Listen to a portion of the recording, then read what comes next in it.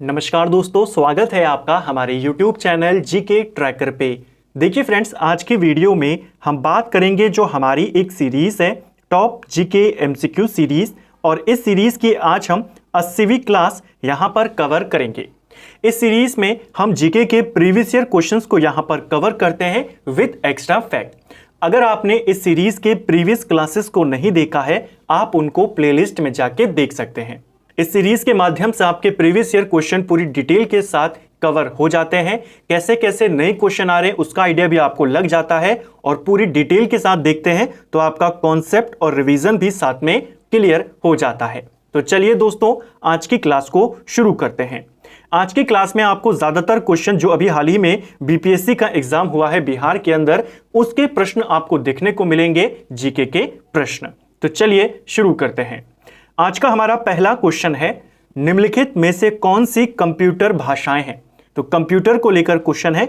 इनमें से कंप्यूटर भाषाएं आपकी ये सभी की सभी हैं।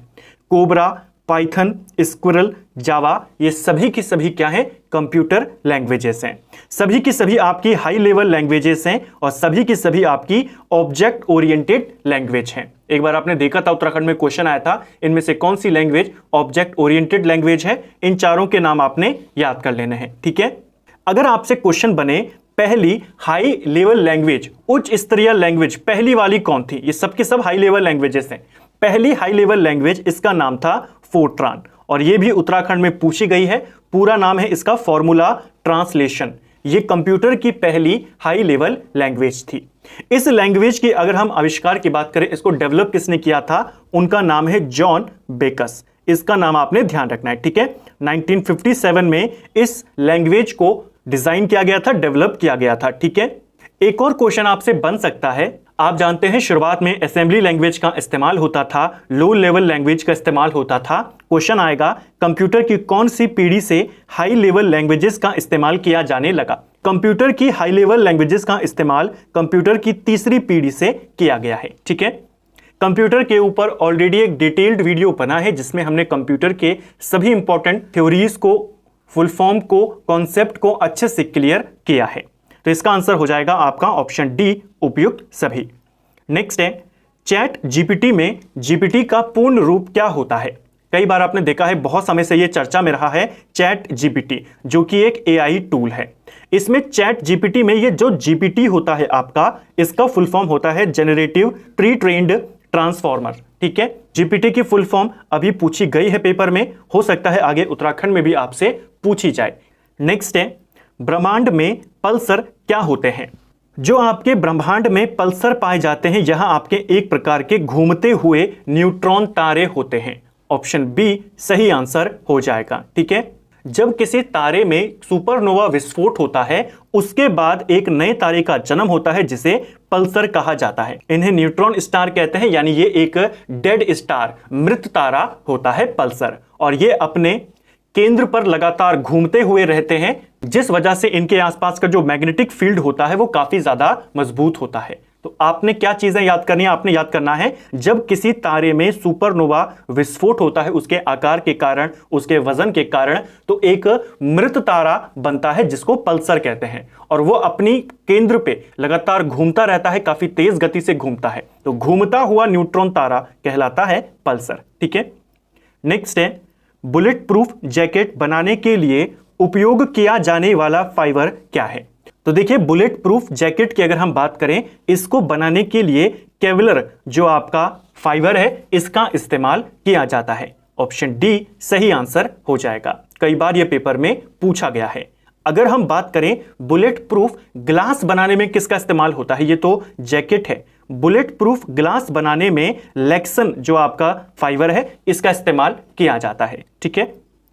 नेक्स्ट है, अक्टूबर 2022 में लॉन्च किए गए टेस्ला के ह्यूमनॉइड रोबोट का नाम क्या है। यह एग्जाम जो बीपीएससी का एग्जाम है, आपके 30 सितंबर 2023 को आयोजित किया गया, और इसमें टेस्ला के ह्यूमनॉइड रोबोट का नाम पूछा गया था, और इसको लॉन्च किया गया था पिछले साल। इंपॉर्टेंट घटना है, आने वाले एग्जाम में पूछा जा सकता है, टेस्ला के ह्यूमनॉइड रोबोट का नाम बताइए। इसका नाम है ऑप्टिमस। ऑप्शन डी सही आंसर होगा। क्वेश्चन बन जाएगा, बताइए ऑप्टिमस क्या है। तो ऑप्टिमस एक ह्यूमनॉइड रोबोट है जिसे टेस्ला के द्वारा लॉन्च किया गया। नेक्स्ट है मैनहट्टन परियोजना क्या है। देखिए मैनहट्टन परियोजना, इससे जुड़ा एक क्वेश्चन उत्तराखंड में भी ऑलरेडी पूछा जा चुका है। आप जानते हैं सेकेंड वर्ल्ड वॉर के दौरान अमेरिका ने जापान पर 2 परमाणु बम गिराए थे। उन परमाणु बमों को बनाने के लिए जो परियोजना चलाई गई उसी को कहा जाता है मैनहट्टन परियोजना। एक अनुसंधान और विकास उपक्रम जिसने पहले परमाणु हथियार का उत्पादन किया। तो अमेरिका के द्वारा परमाणु बम बनाने के लिए जो परियोजना चलाई गई उसी का नाम था मैनहट्टन परियोजना। ठीक है, इसी परियोजना के तहत परमाणु बमों को बनाया गया था। परमाणु बम का पहला परीक्षण अमेरिका के द्वारा कब किया गया था, डेट सहित आपसे उत्तराखंड में पूछा गया था। यह किया गया था 16 जुलाई 1945 को पहली बार परमाणु परीक्षण किया गया। और पहली बार परमाणु बम कब फोड़ा गया था, यह अमेरिका ने जापान के ऊपर गिराया था, हिरोशिमा के ऊपर 6 अगस्त 1945 को। ठीक है, यानी 20 दिन पहले ही परीक्षण किया था और उत्तराखंड में यह डेट पूछी गई थी। बिहार में थोड़ा और डीप चला गया, उस परियोजना का नाम पूछ लिया। तो 6 अगस्त को पहला परमाणु बम और 9 अगस्त को दूसरा परमाणु बम जापान के ऊपर गिराया गया था। 6 अगस्त को हिरोशिमा पर, 9 अगस्त को नागासाकी के ऊपर। जो हिरोशिमा पर गिरा उसका नाम लिटिल बॉय रखा गया था और जो नागासाकी पर गिरा उसका नाम फैटमैन था। ठीक है, नेक्स्ट है G20 सदस्य प्रतिनिधित्व करते हैं। तो G20 का आयोजन हाल ही में भारत में हुआ है। क्वेश्चन बन सकते हैं जो आपका G20 है पूरी दुनिया में इसकी वैल्यू कितनी है। तो देखिए वैश्विक जीडीपी का लगभग 85% कंट्रोल करता है G20, यानी दुनिया की जीडीपी का 85% किसके पास है, G20 सदस्यों के पास है। दूसरा, पहला वाला तो आपका सही है। दूसरा, वैश्विक व्यापार का लगभग 50% G20 के सदस्यों द्वारा होता है, तो ये वाला गलत है। जो G20 है आपका, ये वैश्विक व्यापार का 50% नहीं 70% व्यापार पर कंट्रोल करता है। ठीक है, और विश्व की लगभग 2/3 जनसंख्या इन G20 देशों में निवास करती है। तो ये इसके सही आंकड़े हैं। 85% जीडीपी, 70% व्यापार और 2/3 जनसंख्या G20 देशों के पास है। तो सेकंड वाला आपका गलत है, पहला और तीसरा आपका सही है। ऑप्शन बी सही उत्तर है। नेक्स्ट है रूस के वैगनर भाड़े के सैनिक समूह का मुखिया कौन है। रशिया और यूक्रेन के बीच में लड़ाई लगातार जारी है। रशिया के द्वारा एक भाड़े का सैनिक जो समूह है वैगनर, जिसका नाम है, जो रशियन सैनिकों की ओर से लड़ रहा है यूक्रेन के खिलाफ। इस वैगनर ग्रुप का प्रमुख कौन है। हाल ही में इसने पुतिन के खिलाफ विद्रोह भी किया था, बाद में विद्रोह को इसने वापस ले लिया था। इस वैगनर ग्रुप का जो मुख्य है इसका नाम है प्रिगोजिन, येवगेनी प्रिगोजिन इसका नाम है, पेपर में पूछा जा सकता है। ठीक है, नेक्स्ट है ग्लोबल जेंडर गैप इंडेक्स किसके द्वारा जारी की जाती है, यानी जो ग्लोबल जेंडर गैप रिपोर्ट है इसको कौन जारी करता है। इसको जारी करता है वर्ल्ड इकोनॉमिक फोरम, जिसे हिंदी में विश्व आर्थिक मंच कहा जाता है। ठीक है, वर्ल्ड इकोनॉमिक फोरम इसने पहली बार इसे 2006 में जारी किया था और तब से लगातार हर साल करता है। 2023 में भी करा। 2023 में भारत 127वें नंबर पे था ग्लोबल जेंडर गैप रिपोर्ट में। ठीक है, अगर हम वर्ल्ड इकोनॉमिक फोरम की बात करें, वर्ल्ड इकोनॉमिक फोरम आपके 1971 में बना था। इसका जो हेडक्वार्टर है आपके कोलोगनी स्विट्जरलैंड के अंदर है। स्विट्जरलैंड में तो है, लेकिन आपने एक एग्जैक्ट लोकेशन का भी नाम याद करना है। और हर साल जो विश्व आर्थिक मंच का आयोजन किया जाता है, वर्ल्ड इकोनॉमिक फोरम का आयोजन होता है, वो स्विट्जरलैंड के ही दावोस में होता है। हेडक्वार्टर कहाँ है, कोलोगनी में है। नेक्स्ट है यूनाइटेड किंगडम की महारानी एलिजाबेथ द्वितीय के संबंध में निम्नलिखित में से कौन सा कथन सही है। जो ब्रिटेन की महारानी थी एलिजाबेथ द्वितीय, 2022 में इसका निधन हुआ है और इसी को लेकर क्वेश्चन पूछा है। एलिजाबेथ द्वितीय ने 70 वर्षों तक शासन किया और 96 वर्ष की उम्र में इनकी मृत्यु हो गई। पहला वाला स्टेटमेंट आपका सही है। ठीक है, एलिजाबेथ द्वितीय की बात करें तो इनका जन्म 1926 में हुआ था और 1952 में इनको ब्रिटेन की महारानी बनाया गया था। तो 96 वर्ष की उम्र में निधन और 70 साल का शासन। नेक्स्ट है थांडयुंगटुक महोत्सव का 3 दिवसीय उत्सव किस देश में मनाया जाता है। जो थांडयुंगट आपका महोत्सव है यह भी पेपर में पूछा गया है, यह म्यांमार का है। ऑप्शन डी सही आंसर है। गहरे समुद्र में डूबने वाली उस पनडुब्बी का नाम क्या है जो टाइटैनिक जहाज के पोत अवशेष की यात्रा के दौरान फट गई थी। तो ये भी काफी ज्यादा चर्चा में रहा था। हो सकता है उत्तराखंड में भी ये क्वेश्चन बन जाए, आपसे कंपनी का नाम पूछ ले, उसमें कितने यात्री थे उनके बारे में पूछ ले, ये सारी बातें। एक पनडुब्बी थी जिसका नाम है टाइटन। ये जो टाइटेनिक था उसके अवशेषों को देखने के लिए गए थे, 5 लोग इसमें शामिल थे और ये वहां जाकर पनडुब्बी फट गई थी, जिसमें पांचों के पांचों लोगों की मृत्यु हो गई थी। तो आपसे पनडुब्बी का नाम पूछा है टाइटन। किस कंपनी ने इस पनडुब्बी को बनाया था? तो आप कहेंगे ओशियन गेट इस कंपनी का नाम है। ठीक है, नेक्स्ट है राष्ट्रीय शिक्षा नीति 2020 किस ग्रेड से व्यावसायिक शिक्षा को मुख्य धारा की शिक्षा में एकीकृत करने पर जोर देती है? यानी जो नई एजुकेशन पॉलिसी आई थी 2020 में, कौन सी क्लास से वो व्यावसायिक शिक्षा को इंट्रोड्यूस करती है छात्रों के लिए? तो वो है आपकी क्लास 6। जो कॉमर्शियल एजुकेशन है कब से इंक्लूड की गई है? अब क्लास 6 से इसको शामिल किया गया है। ठीक है, नेक्स्ट है भारत ने किस देश के साथ आर्थिक सहयोग और व्यापार समझौते ECTA पर हस्ताक्षर किए हैं? तो आर्थिक सहयोग और व्यापार समझौता, इसी का शॉर्ट है ECTA।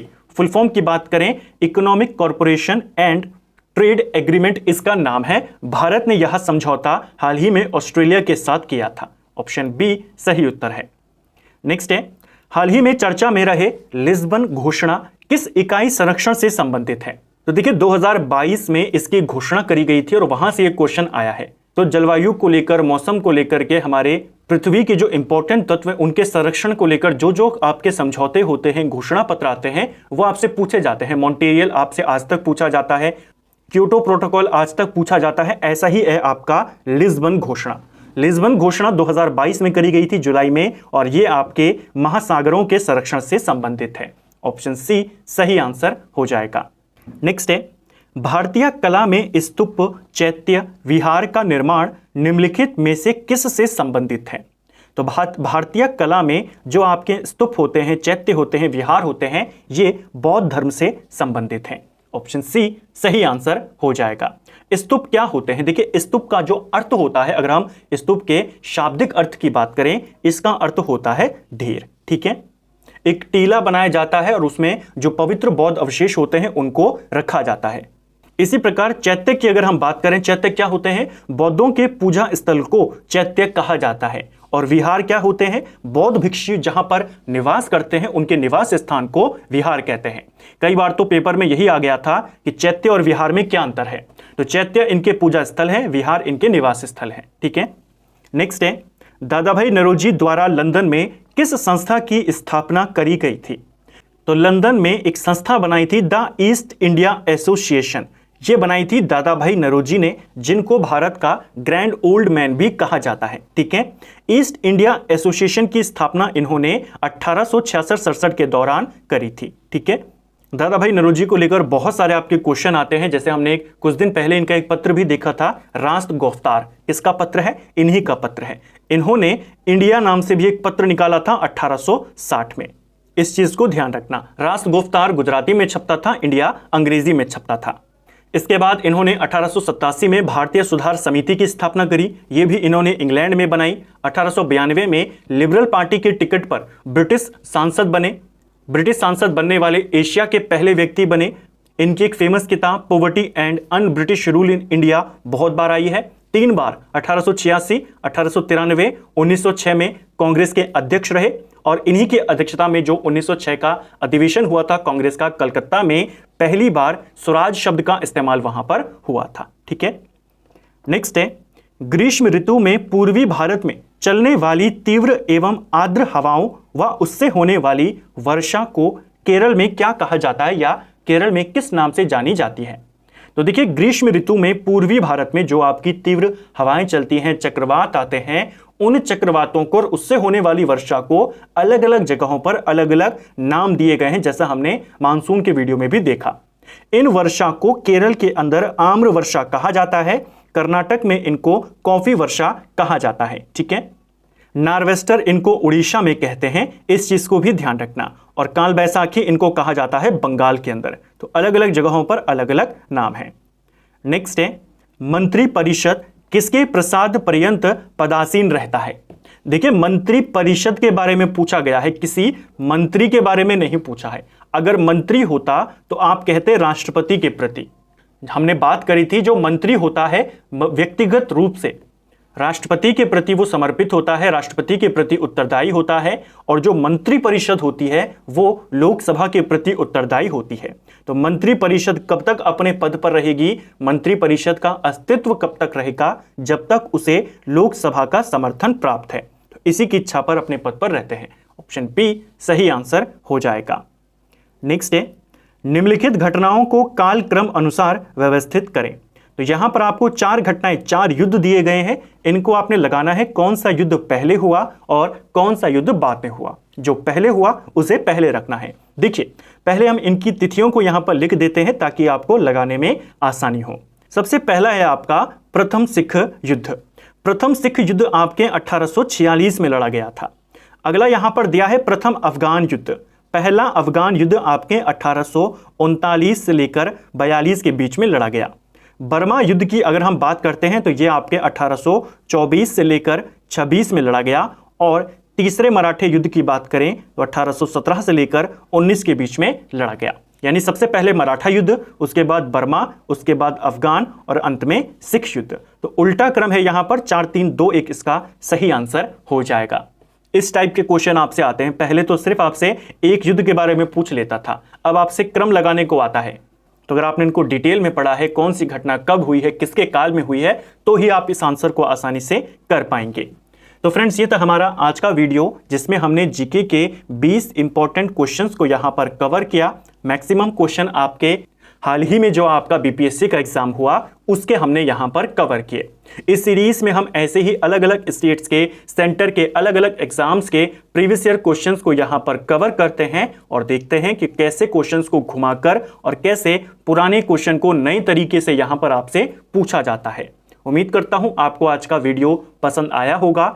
अगर आपको ये वीडियो पसंद आया है तो वीडियो को लाइक करें। अगर आप चैनल पर पहली बार आए हैं, चैनल को सब्सक्राइब करें, अपने दोस्तों के साथ शेयर करें और वीडियो आपको कैसा लगा कमेंट बॉक्स में हमें जरूर बताएं।